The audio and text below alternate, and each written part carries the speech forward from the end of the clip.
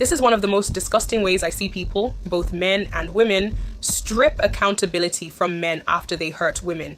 You'll see a video online. A man assaults a woman in public, and the men standing around do nothing. And instead of calling it what it is, people say those aren't real men. No, those are real men. That's what men are.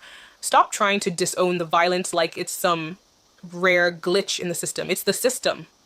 Or worse, a man harms a woman directly. And instead of holding him responsible, people say that's not a man, that's a boy.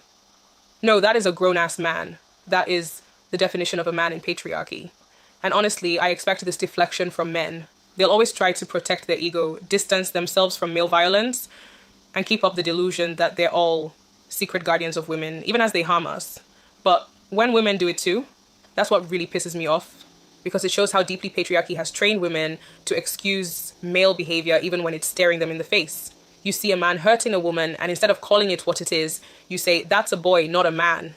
Are you serious? Are you actually fucking serious? It's infuriating, and it's one of my biggest pet peeves. Stop coddling men. Stop pretending their violence isn't happening. That was a real man, and that's exactly the problem. The war on women starts at home. As a woman, you are 6 to 7 times more likely to be killed by your husband than by a stranger.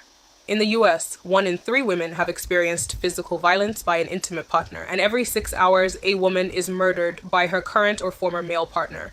After marriage, men's mental and physical health improves, but yours as a woman declines. Married women are more likely to be depressed than single women, while the reverse is true for men. And that's not all. Women who date men carry double the domestic workload, even when working full-time. We also do 70 to 80% of the emotional labor, the planning, the nurturing, the reminding, the checking in. To make it worse, marital rape is still legal in nearly 50 countries, and in many parts of the world, the law actively protects men who beat and harm their wives. Everything I've just said is fact, not opinion. Statistically, most heterosexual relationships harm women, not just emotionally, but physically, economically, and existentially. Sure, some women date men and thrive, but for best results, assume it's not you. So when we talk about patriarchy, we're not just talking about policies or politicians, we're talking about your boyfriend, your husband, your situationship, because the relationships we have, especially with men, shape the quality of our lives.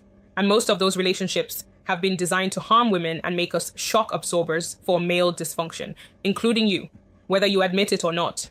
If you're a woman who dates men, whether single or married, you have to take daily intentional steps to stay rooted in your power, because in a system built to suppress the women, your survival and your joy depend on how aggressively you stand up for yourself. No one is coming to save you. Well, except me.